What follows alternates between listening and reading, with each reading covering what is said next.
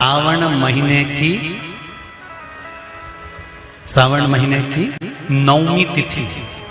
कौन सी तिथि? नवमी। चाहे शुक्ल पक्ष की हो चाहे कृष्ण पक्ष की। 7 दुर्वा। कितनी दुर्वा? 7 दुर्वा अशोक सुंदरी वाली जगह पर चढ़ाकर, शंकर भगवान के ऊपर चढ़ाकर, गणेश जी के चरणारविंद को लगाकर उसको लेकर आना है। हाटकेश्वर महादेव का स्मरण कर। कौन से महादेव? हाटकेश्वर महादेव। उसको लेकर आइए। उदर में, पेट में रोग हो, बीमारी हो, बहुत ज्यादा तकलीफ हो रही हो, शरीर के अंतर्गत एसिडिटी रहती हो या पेट के अंतर्गत कोई ना कोई बीमारी बनी ही रहती हो, उसको भादो के महीने में, कौन से महीने में? भादो के महीने में किसी भी दिन सुबह के समय जब आप वो दुर्वा लेकर आए, 5 दिन, 6 दिन, 7 दिन में एक एक कर कर खाली पेट उसको चबा चबा कर खा लो और पानी पी लीजिए। करना पड़ेगा श्रावण महीने में, खाना पड़ेगी भादो में। चतुर्मास में चारों महीनों का बड़ा बड़ा महत्व है। कभी आपको एक स्मरण रहा हो कि जिस नारी के, स्त्री के रजोधर्म से जुड़ी हुई या पुरुष वर्ग में भी कहीं ना कहीं किसी ना किसी रूप में इस उदर से लेकर एड़ी तक के बीच में जो भी तकलीफें होती हैं उससे जुड़ी हुए के लिए भी सावन के महीने में एक प्रयोग आता है। उसको कर लेने से संपूर्ण जीवन समय में ये नाभि कोश से लेकर एड़ी तक के बीच में कभी तकलीफ हो ही नहीं सकती। और वो जल शंकर भगवान को शूलपाणेश्वर महादेव के नाम से चढ़ाया जाता है। कौन से महादेव के नाम से? शूलपाणेश्वर महादेव।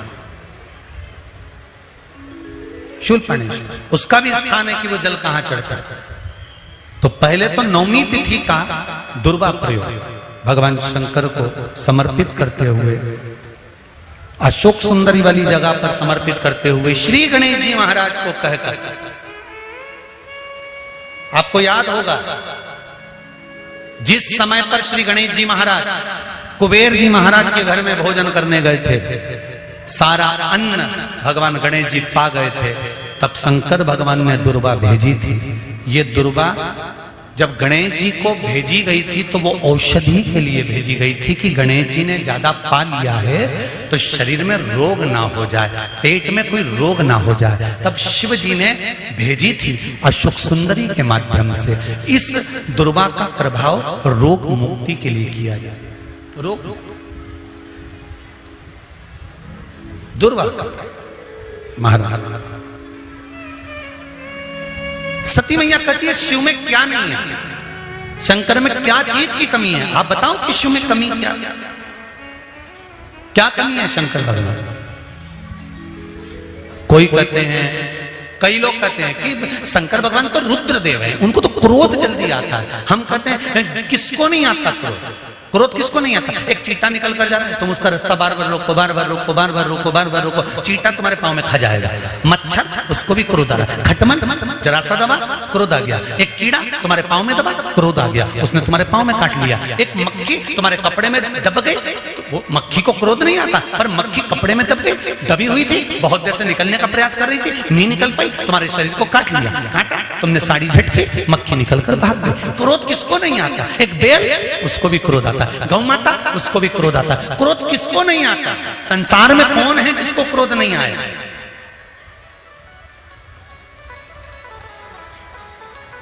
मेरे शिव को क्रोध आता है, पर कब आता है? कहा जब भगवान विष्णु कहते हैं कि अब सृष्टि का संहार करना है, तब मेरा देवाधिदेव महादेव क्रोध में आकर सृष्टि का संहार कर देता है।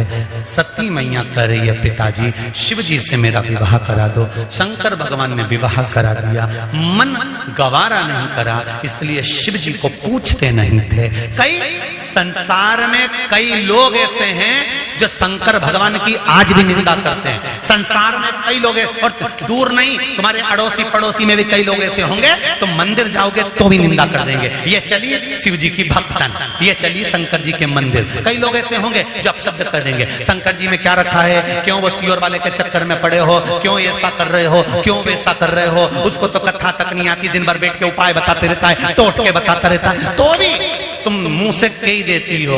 उसने किसी के घर जाके थोड़ी ना किया कि तुम उपाय करो, मन हो तो करो, नहीं तो चक्कर तान के सो। कौन कहे? किसी और वाला महाराज तुम्हारे घर पर आकर कहा था कभी कि तुम ये करो, अगर तुम्हें कथा अच्छी लगे तो टीवी चालू रखो, नहीं तो रिमोट तुम्हारे हाथ में दूसरा महाराज आ रहा होगा, उसको देखो। कहा किसने तुमसे किसी और वाले महाराज को? शंकर से दिल लगाना सरल नहीं है, शिव से दिल लगाना बड़ा कठिन है। दूसरा, धन की कमी है, संपदा नहीं है, पैसा नहीं आ रहा, व्यापार नहीं चल रहा, कहीं से आवक नहीं हो रही, बहुत कष्ट का समय चल रहा है। शमी के वृक्ष में, शमी के वृक्ष के नीचे जब जाएं और शमी के वृक्ष के नीचे सोमवार के दिन और शुक्रवार का दिन, दोनों दिन में से कोई सा भी एक दिन पकड़ लें, जिस दिन हमें शमी के वृक्ष के नीचे जाकर घी का एक दीप समर्पित करना है और 7 चावल के दाने समर्पित करना है। उसी का एक चावल का दाना उठाकर शंकर के शिवलिंग में ले जाकर चढ़ाना है। आपको मालूम ही नहीं पड़ेगा कैसे आप धीरे धीरे संपदावान बनते चले जाएंगे। शमी का पौधा वैभव देना प्रारंभ कर। शमी, मेहनत आपकी है, संघर्ष आपका है, आपको परिश्रम भी करना है और साथ में ये कर्म भी करना।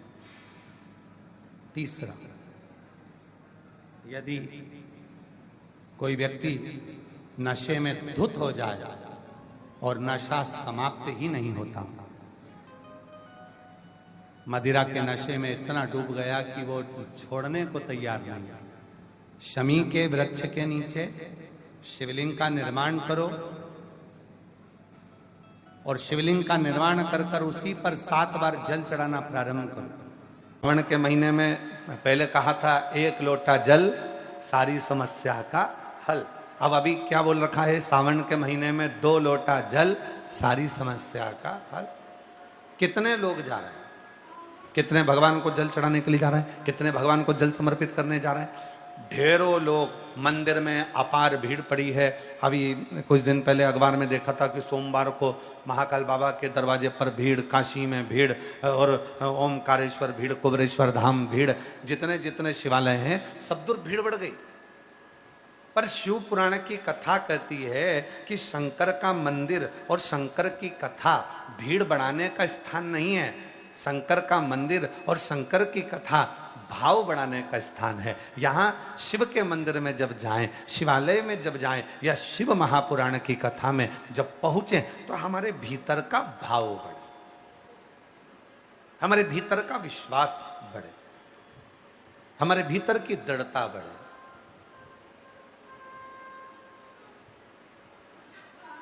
और जब हमारा विश्वास बढ़ता है, जब हमारा भरोसा बढ़ता है, जब हमारी दृढ़ता बढ़ती है तो अपने आप कार्य सफल होता है।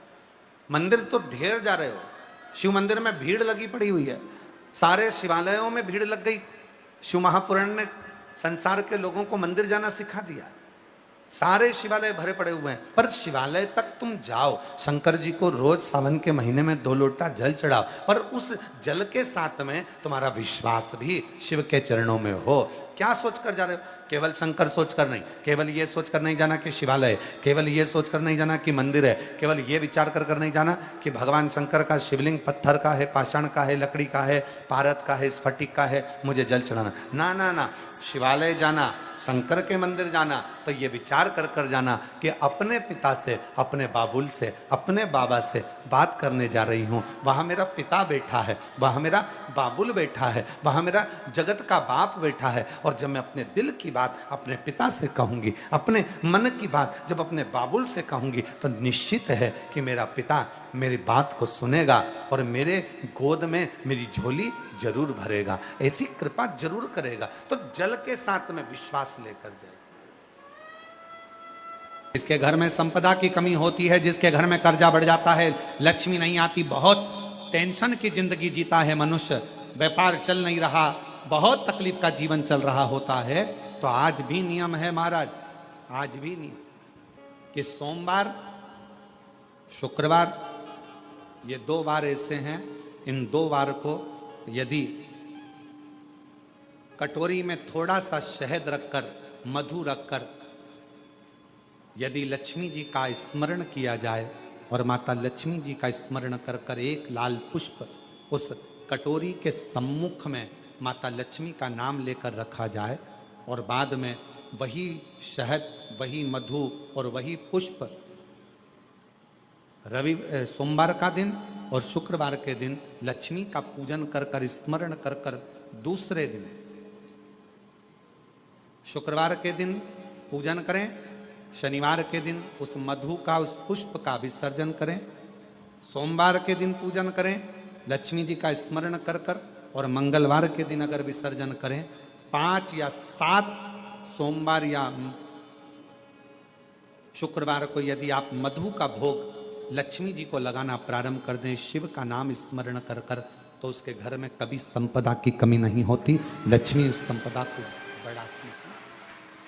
और हम तो यहां तक कहेंगे, प्रयास करो, अगर आपके घर में छोटा सा शिवलिंग विराजमान है, आपके घर में अगर छोटा सा शंकर जी का शिवलिंग है, छोटा सा शंकर भगवान का शिवलिंग है, या आपके घर में कुबेरेश्वर धाम का कंकर है, और आपके घर में यदि शंकर भगवान का शिवलिंग है, या सीहोर का रुद्राक्ष हो, या शंकर भगवान का शिवलिंग हो, या कंकर शंकर हो, तो निवेदन है जहां पर भी शिवलिंग आपके घर में विराजमान है, अगर छोटी सी कटोरी में एक बेलपत्र को आप नीचे रखिए, छोटी सी कटोरी उस बेलपत्र के ऊपर रखकर उसमें थोड़ा सा मधु, शहद, शंकर भगवान की साक्षी में शिव जी के सामने अगर शुक्रवार की शुक्रवार रखना प्रारंभ कर दो, धीरे धीरे संपदा की वृद्धि अपने आप होना प्रारंभ होगा। मधु देवी भागवत का यह प्रसंग है, छठे स्कंद का 16वां और 17वां अध्याय देवी भागवत का वर्णन करता है। मां लक्ष्मी पृथ्वी पर आ गई, रात्रि को देखा कहीं स्थान नहीं, एक बूढ़ी के स्थान पर, बूढ़ी के दरवाजे पर जाकर विनय करी, शहद मधु पाने को मिला, वर दे दिया, मैं तुझे वर देती हूँ, तेरे घर में कभी संपदा की कमी नहीं। रविवार की प्रदोष, जो काम दुनिया में कोई नहीं कर सकता वो अचूक फल की प्राप्ति रविवार की प्रदोष करा देती है। और रविवार की जब प्रदोष पड़ती है तो शिव बेलपत्र के पेड़ के नीचे निवास करते हैं। रविवार की अगर प्रदोष पड़ जाए, भोग लगाते हैं, पर यदि ये पान कौन से दिन? पर भी रविवार की प्रदोष के दिन ये प्रयोग अवश्य कर कर देखिए। लक्ष्मी को भोग लगा दिया, ज्यादा बार नहीं करना है, केवल एक ही बार करना, बाबा स्वयं कृपा करेगा। अपने मंदिर में, अर्थात अपने घर के पास कोई मंदिर हो, शिवालय हो, देवालय हो, जहाँ शंकर भगवान विराजमान हो, शिवलिंग हो, ऐसी जगह पर अवश्य करें। हमें कहीं दूर जाकर ये प्रयोग नहीं करना, अपने शिवालय, अपने मंदिर में शिवालय हो। झाड़ू लगा देने से मंदिर का जो निर्माल्य मतलब जो भगवान को चढ़े हुए फूल, पत्ती, सामग्री सुंदरी की जगह पर भी चढ़ाने का तरीका देने से, ये शिवलिंग है, कहीं ले जाकर जलाधारी है, ये या जल मंदिर में बीच में जो मोटी सी लाइन है वो जीवन में कोई फैलाना पड़ा हुआ, ये जो भाग है शरणानंद कार्तिक गणेश जी और कार्तिकेय जी रख देने से जलाधारी हमारे जीवन में अगर कोई बोझ है, हमारी जिंदगी में अगर भगवान शंकर का पहाड़ जैसा ऊपर से जो बूंद बूंद पानी तो गिरता है वो शंकर भगवान की 5 लड़कियां जया, विषहरा, शामली, उस दुख को टालने के लिए कहीं नहीं जाना, वो दुख अपने आप आ। एक बात और स्मरण में रहे, घर में अगर गौ माता है, घर में तुलसी का पौधा है, और घर में अगर तुम्हारे बुजुर्ग विराजमान हैं, घर के माता पिता हैं, घर के कोई वृद्ध दादा दादी हैं, घर का कोई बूढ़ा व्यक्ति आपके साथ में रह रहा है, तुलसी का क्यारा है या गौ माता है, तो शिव महापुराण की कथा कहती है जब जिंदगी में कोई भी दुख तुम्हारे घर के दरवाजे को टच करता है, उससे पहले ये तीन जो तुम्हारे घर में हैं, तुलसी का क्यारा, गौ माता और घर के बुजुर्ग, इनके स्वास्थ्य में अपने आप गड़बड़ी होना प्रारंभ हो जाती है। किस किस में? तुलसी का क्यारा मुरझाने लगेगा, तुलसी सूखने लगेगी, कितनी भी बारिश हो थोड़े दिन अच्छी रहेगी, फिर वापस मुरझा जाएगी। 4 महीना सावन भादो कुमार कार्तिक तो अच्छी रहेगी, फिर वापस वो मुरझा जाएगी। मतलब जरूर घर में कुछ ना कुछ दुख आने वाला।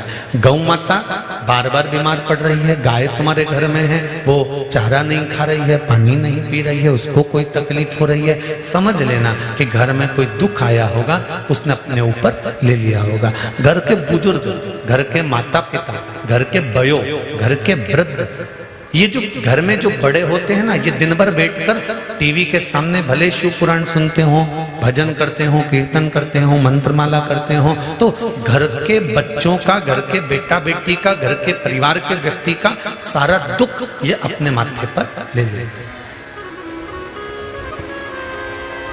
जब घर का बुजुर्ग गौ माता और तुलसी का पौधा ये अपने मस्तक पर सारा दुख ले लेते हैं, तो हमारे घर का, इस पृथ्वी का बयो वृद्ध बड़ा है कौन? क्योंकि जितने भी देव हैं वो केवल देव हैं। देवताओं का भी घर का अगर कोई बड़ा है तो वो महादेव है। तो हमारे जीवन में अगर दुख आता है तो अगर सिर पर झेलता है तो मेरा महादेव जी, हमारे जीवन के दुख को अगर झेल रहा है तो वो देवादिदेव महादेव झेले। धूल जो होती है ना, घर में जमा होती है, कपड़ों पर लग जाती है, और वो धूल को आप ऐसे ऐसे झटकार दो, वो धूल पूरी झड़ जाती है। आपने कपड़ा उठाकर दीवार पर झटकारा, वो दीवार भी धूल से झटक जाती है, साफ हो जाती है। पर मान लो वो धूल में थोड़ा सा पानी मिल गया, तुम्हारे झटकने से झटकेगी? जम के तो बोलो। कपड़े में धूल जमी थी और उस पर पानी लग गया तो वो झटकेगी? क्या हो गई? वो अभी तक धूल थी, पानी लगते से ही वो मिट्टी हो गई, कपड़े में चिपक गई, अब वो झड़ने वाली नहीं है।